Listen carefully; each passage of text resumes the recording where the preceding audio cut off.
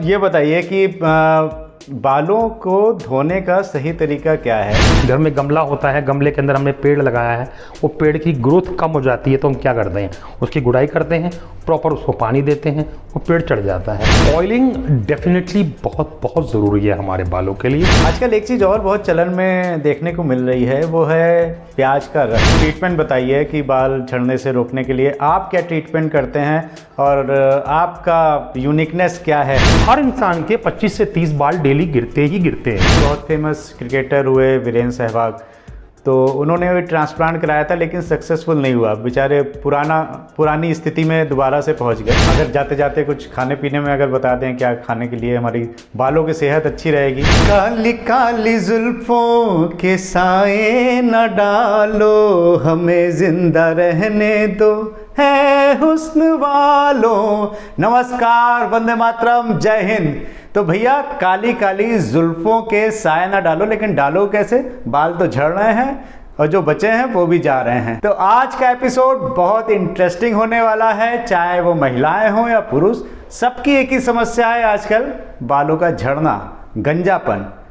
26, 28 साल की उम्र में बाल चले जा रहे हैं, लड़के गंजे हो जा रहे हैं, बेचारों की शादियां नहीं हो पा रही हैं। तो आज हम बात करने वाले हैं बालों के ऊपर, और इसके लिए हमारे साथ में एक बार फिर से हैं डॉक्टर अमित मित्तल, जो कि 25 सालों से होम्योपैथिक में प्रैक्टिस करते हैं, लेकिन कॉस्मेटोलॉजी में जर्मनी से स्पेशल ट्रेनिंग लेके आए हैं और गाजियाबाद आरडीसी में प्रैक्टिस करते हैं। तो डॉक्टर साहब से आज बालों के ऊपर बात करेंगे। लेकिन अगर अभी तक आपने तिवारी जी टॉक शो को सब्सक्राइब नहीं किया है तो सब्सक्राइब कर दीजिए, क्योंकि हमारे व्यूज़ बहुत अच्छे आ रहे हैं, लेकिन सब्सक्राइब आप लोग कम करते हैं। तो सब्सक्राइब कर देंगे तो आपको आगे जितने भी एपिसोड आएंगे उनका नोटिफिकेशन आता रहेगा। तो डॉक्टर साहब एक बार फिर से आपका बहुत बहुत स्वागत है तिवारी जी टॉक शो में। और सबसे पहले तो समझाइए बाल इतने झड़ते क्यों हैं, और सबके झड़ रहे हैं आजकल। सबसे पहले तो बहुत बहुत धन्यवाद तिवारी जी, मुझे एक बार दोबारा अपने इस टॉक शो में आमंत्रित करने के लिए। और जैसा कि आज का टॉपिक हमारा हेयर फॉल है, आपका सवाल कि आजकल बाल झड़ रहे हैं, बहुत झड़ रहे हैं, क्यों झड़ रहे हैं, किस लिए झड़ रहे हैं। तो हेयर फॉल एक ऐसी समस्या है जो आज के समय में ऑलमोस्ट 70 से 80% लोग उससे जूझ रहे हैं। मैं कहता हूँ 10 से 15, 20, 25 बाल तक रोज़ के झड़ते हैं तो ठीक है, पर उससे ज़्यादा डेफिनेटली नुकसानदेह होते हैं। अगर मैं हेयर फॉल की बात करता हूँ, जिसको हम टेक्निकली एलोपेशिया बोलते हैं, तो एलोपेशिया का जो मेजर रीज़न है वो जेनेटिक है, जिसको हम बोलते हैं जेनेटिक मीन्स के कमिंग फ्रॉम फोर फादर्स, चाहे वो मेरे पितृपक्ष की साइड में हो या मातृपक्ष की साइड में हो। It can be both the ways. Number 1 genetic हो सकता है, नंबर 2 कोई हार्मोनल चेंजेस हो सकते हैं। देखा गया है थायराइड केस के अंदर बाल झड़ते हैं, कंटिन्यूड शुगर में बाल कम होते हैं। उसके अलावा देखा जाए तो कुछ मेडिसिनल ट्रीटमेंट्स हैं, लाइक कैंसर के ट्रीटमेंट चल रहे हैं, रेडियोथेरेपी चल रही है, कीमोथेरेपी चल रही है, उसमें बाल झड़ते हैं। आजकल हेयर स्टाइलिंग का ज़माना है, लोग बहुत हार्श एनवायरनमेंट यूज़ करते हैं अपने बालों में। जैसे वो बच्चे आजकल बॉन्डिंग करवाते हैं, बालों को स्ट्रेटनिंग, ये ज़्यादा कराने से भी बाल बहुत ज़्यादा झड़ते हैं। उसके अलावा डाइटरी इनसफिशेंसीज़ की वजह से प्रोटीन की मात्रा कम लेंगे तो बाल झड़ेंगे, ऑयल कम यूज़ करेंगे बालों में तब बाल झड़ेंगे, आयरन की कमी होगी तब बाल झड़ेंगे। आप लोग बच्चे, लड़के, यंगस्टर्स बाइक बहुत चलाते हैं, दिन भर हेलमेट पहनना पड़ता है, हेलमेट के प्रेशर से उससे भी बाल झड़ते हैं। बहुत सारे कॉम्बिनेशंस होते हैं बाल झड़ने के, तो जिसको हम आजकल एलोपेशिया बोलते हैं। एक समय था जब बोलते थे कि एलोपेशिया मतलब बाल झड़ना आदमियों की बात है, मेंस के लिए है, बट अब ये जेंडर वाइज नहीं है। जितने मेल्स के झड़ते हैं उतने फीमेल्स के भी झड़ते हैं। बाल्डनेस सिर्फ मेल्स में नहीं मिलती, फीमेल्स में भी मिलती है, बट मेजरली मेल्स में मिलती है। थोड़ा सा ध्यान रखें तो उसको हम किसी हद तक रोक भी सकते हैं। मेल्स में इसलिए ज़्यादा होगी, बीवियाँ प्यार ज़्यादा करती हैं। अब बॉस प्यार करेंगी तो बाल खींचेंगी, बाल खींचेंगे तो पानी तोड़ेंगे। तो आप तो मुझे ये प्रूव कर रहे हैं तिवारी जी कि आपकी बीवी ज़्यादा प्यार करती है, मेरी मुझे प्यार नहीं करती। नहीं, मेरी भी देख लीजिए, मेरी प्यार नहीं कर रही है, ठीक ठाक है इस उम्र में बाल। तो आपके तो माशाल्लाह करती नहीं है प्यार, मुझे लग रहा है भाभी जी नाराज ज़्यादा रहती। नहीं, ये बात मैं ऑन एयर नहीं बोल सकता, अगर उन्होंने ये देख लिया तो जितना करती है वो भी नहीं करेंगी। तो ये एपिसोड लास्ट तक देखिएगा, क्योंकि लास्ट में मैं आपसे एक क्वेश्चन करने वाला हूँ, जिसका सही जवाब देने पे आपको डॉक्टर अमित से फ्री ऑनलाइन कंसल्टेशन मिलेगा, एक लकी विजेता को। चलिए अब ये बताइए कि बालों को धोने का सही तरीका क्या है। आजकल मार्केट में अलग अलग तरह के शैम्पू आ रहे हैं, कंडीशनर आ गए। पहले हम लोग को याद था कि डॉक्टर साहब हम लोग तो बचपन में जानते नहीं थे शैम्पू क्या होता है, कंडीशनर क्या होता है, और वही साबुन नहाने का था, वही बाल धोने का था। अब सीरम, शैम्पू, कंडीशनर, ना जाने कितने प्रोडक्ट्स आ गए हैं। तो बालों को धोने का सही तरीका क्या है, शैम्पू कितनी बार लगाना चाहिए, कंडीशनर का कोई यूज़ है कि नहीं है, वो बताइए। बिल्कुल बिल्कुल बताएंगे आपको तिवारी जी। बाल एक ऐसी प्रतिक्रिया है जिस पर न जाने हमारी फिल्म इंडस्ट्री में कितने गाने बने हैं, जब जब उड़े जुल्फ़ें तेरी, और पता नहीं, मतलब मैं तो सही याद भी नहीं करता। तो अगर बालों पे ध्यान दें तो इनका झड़ना ही नहीं रुकेगा, बल्कि इनकी ग्रोथ भी अच्छी होगी। जैसा कि मैंने कारणों से बताया, उन्हीं कारणों से आप लिंक करेंगे इनको कैसे मेंटेन किया जाए। जैसे पहली बात है, आपने धोने की बात की, शैम्पूज़ की बात की, कंडीशनर्स की बात की। अगर मैं किसी भी शैम्पू या कंडीशनर का नाम तो नहीं ले सकता, ना ही मैं ये कहूँगा कि वो गलत है, बट एक छोटी सी बात मैं बोलता हूँ। आप रोटी खाते हैं, हम सभी खाते हैं, रोज़ की 2, 3 या 4 रोटी खाते हैं। अगर डेली 10 रोटी कर देंगे तो वो नुकसान करेगा। मतलब अति हर चीज़ की बुरी होती है। इसी तरह चाहे वो कंडीशनर हो, चाहे वो शैम्पू है, कोई भी हार्श केमिकल अगर ज़्यादा यूज़ करेंगे तो बाल खराब ही होंगे। तो मेरा मानना ये है, जैसे कि आपने कहा था कि पहले वो एक ही साबुन था, चाहे सर पे लगाएं चाहे बदन पे लगाएं, बात एक ही थी। तो मैं भी उसी में बिलीव करता हूँ कि जिस भी सोप में कम से कम कास्टिक है, कम से कम केमिकल्स हैं, कम से कम खुशबू है, वो बालों को कम नुकसान करती है। अब जैसे कि आपने ऑयल की बात करी, तो मेरा मानना ये है ऑयल लगाना बहुत ज़रूरी है। डेली मत लगाएं, लेकिन कम से कम हफ्ते में 3 दिन ज़रूर लगाएं। रात को लगाएं, छोड़ दें, सुबह उठ के नॉर्मल सोप से वॉश कर लें। फिर भी अगर मन करता है शैम्पू लगाने का, कंडीशनर लगाने का, तो आप यूज़ कर सकते हैं, लेकिन हफ्ते में 2 हफ्ते में एक बार। वीकली अगर शैम्पू लगाते हैं, 2 हफ्ते में कंडीशनर लगाते हैं, तो बालों की सेहत भी अच्छी रहेगी और बाल अच्छे भी होंगे। लेकिन अब बात आती है आपके वर्क प्रोफाइल पे। आपका मार्केट में घूमना ज़्यादा होता है, आपका जैसे कि वो बोलते हैं ना कि वो कंस्ट्रक्शन के बिजनेसमैन वर्ल्ड होते हैं, जब दिन भर धूल मट्टी होती है, धूप होती है, तो वहाँ कई बार ज़रूरत पड़ती भी है कि हम शैम्पूज़ का यूज़ करें, वरना क्लैरिटी नहीं हो पाती। अच्छा, उन लोगों को फिर डेली शैम्पू करना चाहिए? जी, शैम्पू मैं डेली तब भी नहीं कहूँगा, बट हाँ, अगर बाल आपके चिकट रहे हैं, चिपक रहे हैं, तो शैम्पू ज़रूरी है, बट उससे पहले ऑयलिंग ज़रूर कर लें। आपके कहते हैं ना कि वो जब मट्टी घर में गमला होता है, गमले के अंदर हमने पेड़ लगाया है, वो पेड़ की ग्रोथ कम हो जाती है, तो हम क्या करते हैं, उसकी गुड़ाई करते हैं, प्रॉपर उसको पानी देते हैं, वो पेड़ चढ़ जाता है। तो यही हद तक जो है हमारे बाल हैं, इसमें प्रॉपर पानी दिया जाए, ऑयलिंग खाद के रूप में की जाए, और जो मेरा ट्रीटमेंट जो बाद में बताऊंगा, अगर आप मुझसे पूछेंगे किस तरह से गुड़ाई की जाए बालों के सर की, तो बालों की ग्रोथ अच्छी हो जाएगी। अच्छा, तेल के बारे में डॉक्टर साहब आपने बताया, तेल को लेके कई लोगों का, कई डॉक्टर्स का कहना होता है कि यूज़फुल नहीं होता है, तेल लगाने से कुछ ग्रोथ में फ़र्क नहीं आता है। तो आपने कहा तेल लगाना चाहिए, तो कौन सा तेल लगाना चाहिए? अब ब्रांड नेम तो आप ले नहीं सकते हैं, लेकिन फिर भी कुछ थोड़ा सा हिंट दे दें। बिल्कुल बिल्कुल, आपकी बात बहुत माकूल है ये ब्रांड नेम की। मैं एक सिंपल सी बात करूँगा, ऑयलिंग डेफिनेटली बहुत बहुत ज़रूरी है हमारे बालों के लिए। अगर आपको शुद्ध रूप से कहीं से भी नारियल का तेल मिलता है या सरसों का तेल मिलता है, जिसे कच्ची घानी का तेल बोलते हैं, उसको आप अप्लाई करें, 2 घंटे 3 घंटे लगा के छोड़ दें, या ओवरनाइट के लिए छोड़ दें, और फिर वॉश कर लें। आप देखेंगे बाल वाकई ही स्वस्थ होते हैं। मैं आज 50+ की एज में कम से कम हफ्ते में 3 बार ऑयल लगाता हूं, और मेरे बाल आपके सामने हैं। अब वो चाहे बीवी का प्यार हो, चाहे तेल की मार हो, पर मेरे बाल मैं समझता हूँ ठीक है, ओरिजिनल है डॉक्टर साहब? ओरिजिनल बाल हैं, काले भी नहीं किए हुए हैं। आजकल एक चीज़ और बहुत चलन में देखने को मिल रही है, वो है प्याज का रस। तो अनियन का जो रस होता है वो लगाने को बहुत से लोग रिकमेंड करते हैं, तो आपका क्या मानना है, कुछ फ़ायदा होता है क्या इससे? अनियन, जिसको प्याज का रस कहा जाता है, बहुत ज़्यादा आजकल प्रचलित शैली में है होम केयर को लेके। इसके बारे में काफ़ी सारी बातें लिखी गई हैं, पढ़ी गई हैं, कही गई हैं, और साइंटिफिकली बहुत सारी चीज़ें प्रूवन नहीं है, लिमिटेड है। मैं प्याज को रस को यूज़ करना बालों में अच्छा मानता हूँ, क्योंकि उसकी कुछ मेडिसिनल प्रॉपर्टीज़ भी होती हैं, जैसे कि कुछ लोगों के डैंड्रफ बन जाती है, एलोपेशिया जिसको हम बाल्डनेस बोलते हैं, बट एलोपेशिया एरिएटा जो एक डिजीज़ कंडीशन है। जो आयरन जो अनियन का रस है, जूस है, उसमें मेजर कंटेंट जो है वो सल्फ़र कंटेंट होता है, और सल्फ़र जो है वो उस डैंड्रफ को रोकने में हेल्प करता है।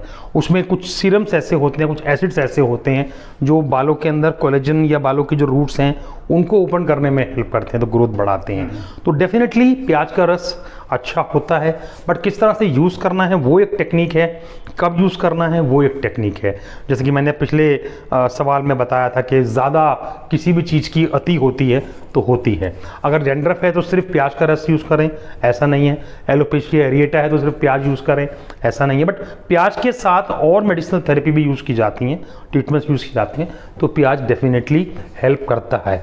फिर मैं कहूँगा साइंटिफिकली बहुत सारी प्रूवन चीज़ें नहीं है उसके बारे में, बट जो उसका बेसिक कंटेंट है, सल्फर कंटेंट, जिसकी वजह से केराटिनाइजेशन होता है, बालों में स्ट्रेंथनिंग आती है, वो भी उसमें होता है, तो फ़र्क पड़ता है बालों। तो फाइनली डॉक्टर साहब हम आते हैं ट्रीटमेंट के ऊपर, जिसका हमारे दर्शक इंतज़ार कर रहे हैं। ट्रीटमेंट बताइए कि बाल झड़ने से रोकने के लिए आप क्या ट्रीटमेंट करते हैं और आपका यूनिकनेस क्या है वो बताइए।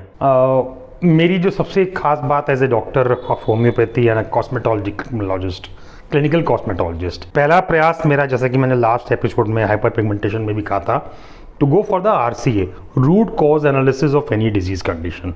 अब वो चाहे स्किन के, चेहरे की स्किन हो या बालों की बात हो, अगर मैं उसके बेस में जाके ये निकाल लेता हूँ कि हेयर फॉल का रीज़न क्या है, क्या वो जेनेटिक है, क्या वो न्यूट्रिशनल डेफिशिएंसी की वजह से है, कोई डिजीज़ कंडीशन की वजह से है, कोई ऑटोइम्यून डिजीज कंडीशन की वजह से है, या किसी पर्टिकुलर सॉल्ट, ड्रग, कोई एंटीबायोटिक कुछ लेने की वजह से है, तो उसके बेस पे हम जाते हैं। तो होम्योपैथिकली हम उसको एंटीडोट करते हैं और कॉस्मेटोलॉजी के माध्यम से डिफरेंट ट्रीटमेंट्स के थ्रू उनकी रीग्रोथ, रीजनरेशन या स्ट्रेंथनिंग में हम हेल्प कर सकते हैं। तो अब पहला सवाल था होम्योपैथी का, मैंने आपको बताया। हम एज ए होल, जिसको मैं होलिस्टिक केयर की बात करता हूँ, डिटेल स्टडी की बात करता हूँ, मैं पेशेंट के सारे सिम्टम लूँगा, हिस्ट्री लूँगा, parental history, family history, past history, उससे मिलकर एक ड्रग जो निकल के आएगी वो मैं उसको एडमिनिस्टर करूँगा। अगर कॉस्मेटोलॉजी में जाता हूँ तो मेजरली 2 या 3 ट्रीटमेंट्स में होते हैं, जिसमें मेजर रोल जो है वो PRP का है, जो कि किसको हम बोलते हैं प्लेटलेट रिच प्लाज्मा, जिसमें बहुत सिंपल सा तरीका होता है। प्लेटलेट जो हमारे बेसिकली बॉडी की हर तरह की ग्रोथ में हेल्प करते हैं, मुझे उस प्लेटलेट्स की ज़रूरत होती है जो उस बंदे की, इंसान की खुद की होती है। मीन्स कोई केमिकल का यूज़ नहीं है, कोई बाहरी, कोई हार्श मटेरियल का यूज़ नहीं है, कोई इन्वायरमेंटल फैक्टर का यूज़ नहीं है। मैं उस पेशेंट में से 10 ml ब्लड हम पेशेंट का लेते हैं, उस 10 ml ब्लड को पर्टिकुलरली एक फिक्स्ड PRP ट्यूब होती है जो बायोटिन रिच होती है। बायोटिन एक ऐसा एंजाइम प्रोटीन है जो बालों की ग्रोथ के लिए बहुत बेनिफिशियल होता है। उस ट्यूब में 10 ml ब्लड लेते हैं, मिक्स करने के बाद बायोटिन के साथ उसको सेंट्रीफ्यूज मशीन में 15 से 20 मिनट घुमाते हैं, चलाते हैं। वो डिपेंड करता है ये किस RPM पे मशीन चल रही है। अब उस 10 ml ब्लड में से करीब 4.5 ml के आसपास PRP यानी कि प्लेटलेट रिच प्लाज्मा निकलता है। उस प्लाज्मा को हम लेते हैं, इंसुलिन सिरिंज में कन्वर्ट करते हैं और वो फिर पेशेंट के इफेक्टेड एरिया जो स्कैल्प का होता है वहाँ उसको इंजेक्ट करते हैं। टेक्निकली मैं कहूँ तो उस 4 ml प्लाज्मा में करीब 4 निडल इंसुलिन की फिल होती हैं। एक निडल इंसुलिन में 40 यूनिट्स होते हैं, तो we are able to collect 160 units of plasma in 10 ml blood of any person. अब वो 160 ml ब्लड, 160 यूनिट जो प्लाज्मा है वो सर के इफेक्टेड पोर्शन में जो है इंजेक्ट किया जाता है और बहुत फिक्स ट्रीटमेंट होता है। 5 यूनिट पर स्क्वायर सेंटीमीटर हम इंजेक्ट करते हैं और उसी के बेस पे रिजल्ट्स हमारे आते हैं। और 2 थेरेपी में, प्लाज्मा में, PRP में करीब से करीब 20 से लेकर 25 दिन का डिफरेंस होता है। वो डिफरेंस का रीज़न ये होता है कि जो हमारे बाल ग्रो होते हैं वो 3 फेज में होते हैं, anagen, telogen, catagen. Anagen phase वो जब बाल निकलना शुरू होते हैं, टीलोजन फेज वो जब बाल बढ़ना शुरू होते हैं और कैटाजन वो जब बाल टूटते हैं। टूटते हैं मीन्स हर इंसान के 25 से 30 बाल डेली गिरते ही गिरते हैं। कोई इंसान, कोई वक्त, कोई भी चीज़ अगर दुनिया में आई है तो वो जाएगी भी, चाहे वो मौत हो, चाहे उस माफ़ की जगह, चाहे वो ज़िंदगी हो, चाहे वो इंसान हो, जानवर हो, पशु पक्षी हो, सेम वे हमारे बाल भी हों। तो बाल अगर आते हैं तो जाते भी हैं। तो ये जो ट्रीटमेंट PRP का होता है ये पर्टिकुलर टीलोजन फेस में होता है, जो करीब बाल को होने से 21वें दिन में आता है। तब हम बालों की स्ट्रेंथनिंग करते हैं, उनके फॉलिकल्स को स्ट्रेंथन करते हैं और बालों की ग्रोथ में वो हेल्प हो पाती है। तो 21 से 25 दिन के अंदर ये ट्रीटमेंट रिपीट होता है और इससे जो हम प्लेटलेट रिच प्लाज्मा इंजेक्ट करते हैं, बालों को प्रॉपर नरिशमेंट मिलता है, बालों को प्रॉपर ऑक्सीजनेशन मिलता है और बालों की ग्रोथ में डेफिनेटली हेल्प होती है। तो ये जो डॉक्टर साहब आपने बताया प्लाज्मा, प्लेटलेट रिच प्लाज्मा, अच्छा, तो ये प्लाज्मा और प्लेटलेट तो हमारे अंदर में ही है, तो क्या पर्टिकुलर उसमें कुछ मिलाते हैं आप कि केवल वही नहीं, बायोटिन एंजाइम मिक्स होता है। अच्छा। जो इसकी जो ट्यूब आती है वो that is rich in biotin enzyme. उस बायोटिन में ही ब्लड को मिला के हम प्लेटलेट अलग करते हैं। प्लेन प्लेटलेट्स कुछ लोग कहते हैं प्लेटलेट प्लेन भी काम करती है, मैंने प्लेन प्लेटलेट्स यूज करके भी देखी, बट मुझे इफेक्ट उसमें कम मिला as compare to biotin plus platelet के अंदर। तो अभी जैसे हेयर ट्रांसप्लांट के लिए लोग जाते हैं तो उनको ये जो आपने थेरेपी बताई प्लाज्मा की, अगर ये कराने के बाद जाएं तो ज़्यादा अच्छा रहेगा, या किन पेशेंट्स में ये थेरेपी काम नहीं कर सकती, ऐसा कुछ डिफ्रेंशिएट करते हैं आप? हाँ बिल्कुल करते हैं। देखिए, ट्रांसप्लांट का मतलब क्या हुआ, बालों को उस सर के स्कैल्प में बोया जा रहा है, राइट। जैसे हमारे घर में हम लोग, मैं बहुत चीज़ों को ना डेली लाइफ से जोड़ने का प्रयास करता हूँ। जैसे हमारे घर में हम लोग गोभी उगाते हैं क्यारी में, तो वो गोभी ऐसा नहीं कि जगह जगह बीज बोते हैं, हम इकट्ठे बीज एक जगह बो देते हैं, वहाँ गोभी की पौध निकलती है, उन पौध को उगाड़ते हैं, फिर एक एक पौध को अलग अलग लगाते हैं। देखा होगा आपने, हम गाजर, मूली, आलू उगाते हैं, इसी तरह से प्याज उगाते हैं, हम इकट्ठे निकालते बो देते हैं, खूब सारे पेड़ निकलते हैं, वहाँ से उठा के फिर एक एक, ये कंडीशन ट्रांसप्लांट की होती है। अब ट्रांसप्लांट कब करना है, जब मेरे सर में पोर्स है ही नहीं, हेयर फॉलिकल है ही नहीं, जब मीन्स बंजर जमीन मेरी हो चुकी है, वहां मुझे ट्रांसप्लांट करना है। अगर इनिशियल फेज में मैं पीआरपी या माइक्रोनिडलिंग करके कोशिश कर सकता हूं हेयर ग्रोथ की, हेयर रिजनरेशन की, तो इट इज ऑलवेज गुड। वो ट्रीटमेंट काम नहीं कर रहा, तब मुझे जाना है ट्रांसप्लांट पे। तो ट्रांसप्लांट एंड ट्रीटमेंट का तरीका है बाल उगाने का, बाल लगाने का, उगाने का, बालों को स्ट्रेंथन करने का जो प्राइमरी तरीका है वो मेडिसिनल प्लस पीआरपी और माइक्रोनिडलिंग है। अच्छा, ये पीआरपी थेरेपी जो आपने बताई, तो ये कराने के बाद भी जाने के चांसेस दोबारा बाल वैसे ही हो जाएं? जी। ये कितना % रहता है? ये बिल्कुल 50-50 होता है। देखिए, मैंने जैसा बोला कि पहले हमें आरसीए करना पड़ता है, बाल किस वजह से गए उसका कारण पे जाना पड़ता है, कारण पता लग गया, उसका ट्रीटमेंट नहीं किया, सिर्फ बालों के अंदर स्ट्रेंथनिंग करके हमने बाल तो जनरेट कर दिए, बट पुराना रीज़न वही का वही है, तो बाल 6 महीने साल में फिर जाने शुरू हो जाएंगे। मैं एक बड़ा बेसिक से एग्जांपल देता हूँ इसका, जब अपने पेशेंट को समझाता हूँ कि मेरे घर के एक मकान के मेरे एक कमरे में एक बल्ब फ्यूज़ होता है, तो पहला काम मैं क्या करता हूँ, नया बल्ब लगाता हूँ, वहाँ लगा देता हूँ। सेकेंड डे वो फिर फ्यूज़ हो जाता है, फिर वही करता हूँ, नया बल्ब लाता हूँ, लगा देता हूँ। अगर ये 3-4 बार फ्यूज़ होगा, इट मीन्स प्रॉब्लम उस बल्ब की नहीं है, प्रॉब्लम बैक एंड में शायद एमसीबी की है, शायद उस फ्यूज़ की है। उस फ्यूज़ को ठीक करके बल्ब लगाऊंगा तो बल्ब चल जाएगा। सेम कंडीशन मेरे बालों की है। मैंने आज पीआरपी से, माइक्रोनिडलिंग से, मेडिसिनल थेरेपी से या प्लांटेशन से, हेयर ट्रांसप्लांट से बाल तो उगा दिए, पर जो बेसिक रीज़न था हेयर फॉल का उस पर काम नहीं किया, तो बाल फिर जाएंगे। तो मुझे डबल एज स्वॉर्ड जो मैं कहता हूँ, या डबल वे काम करने का, या डुअल वर्किंग प्रोसेस बोलता हूँ हेयर फॉल में, वो करना ही पड़ेगा। हमको बालों पे ट्रीटमेंट भी देना है और प्लस बालों को आगे मेंटेन भी करना पड़ेगा, तभी लॉन्ग टर्म तक बाल रुकते हैं। और इसकी कॉस्टिंग कितनी आती है इस थेरेपी की? अगर डिफरेंट जगहों पे डिफरेंट आती है। मेरे यहाँ अगर मैं 5 सेटिंग की बात करता हूँ किसी भी पीआरपी या ट्रीटमेंट की, तो जो अप्रॉक्सीमेट एक्सपेंस आता है वो करीब 35 से 40 हज़ार के आसपास टोटल आता है उन 5 सेटिंग में, जिसमें मैं 5 सेटिंग देता हूँ पीआरपी की, 5 देता हूँ माइक्रोनिडलिंग की, और कुछ एंटीऑक्सीडेंट्स और बायोटिन सप्लीमेंट्स मैं देता हूँ। तो करीब 35 से 40 हज़ार बीच में खर्चा आता है पर्सन टू पर्सन। और जैसा मैंने आपसे पूछा कि पीआरपी में भी दोबारा जा सकते हैं बाल की नहीं, तो ट्रांसप्लांट के भी कुछ केस देखने में आए, जैसे बहुत फेमस क्रिकेटर हुए वीरेंद्र सहवाग, तो उन्होंने भी ट्रांसप्लांट कराया था लेकिन सक्सेसफुल नहीं हुआ, बेचारे पुरानी स्थिति में दोबारा से पहुंच गए।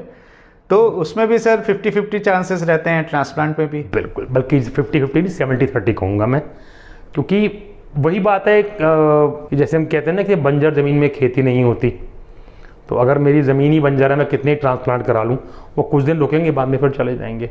अब सहवाग जी के साथ क्या हुआ मुझे इंटरनल नहीं पता, बट शायद फैमिली हिस्ट्री उनकी बहुत स्ट्रांग हो। एक बात मैं ज़रूर बताऊँगा आपको तिवारी जी, और अपने तभी श्रोताओं को बताऊँगा कि अगर फैमिली हिस्ट्री हेयर फॉल की बहुत स्ट्रांग है, चाहे वो फादर की तरफ से हो और चाहे वो मामा की तरफ से हो, मदर की तरफ से हो, तब चाहे ट्रीटमेंट पीआरपी हो, ट्रीटमेंट माइक्रोनिडलिंग हो या ट्रांसप्लांटेशन हो, उसके सक्सेस के चांसेस बहुत कम हो जाते हैं। तो अगर ऐसी कंडीशन में आपके बाल दोबारा नहीं आ रहे हैं तो किसी डॉक्टर को ब्लेम मत कीजिएगा, वो आप ही की पैतृक संपत्ति है जो आपको मिली हुई है। आपके माँ बाप जिम्मेदार हैं इसलिए। बिल्कुल। और वो आपको केवल गाड़ी बंगला और बैंक बैलेंस दे के नहीं जा रहे हैं, ये बालों की संपत्ति भी आपको दे के जा रहे हैं।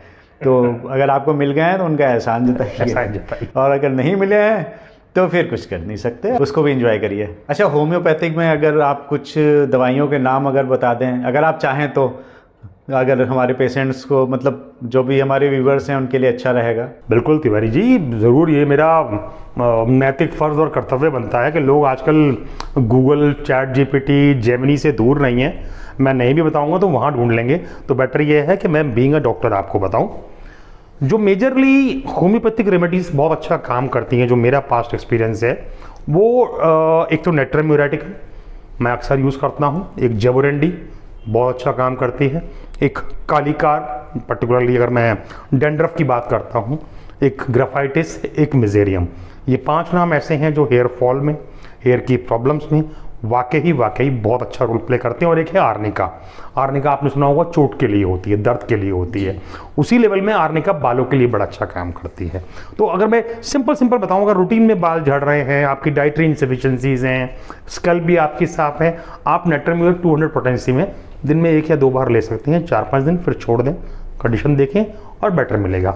अगर आपकी वो डेंड्रफ जम रही है, पपड़ियाँ जम रही हैं, खुरचने पे खुरच के आती है, खाल खुरच जाती है, मिजेरियम 30 की 2 या 3 डोज ले लें, उससे काफ़ी आराम मिलेगा।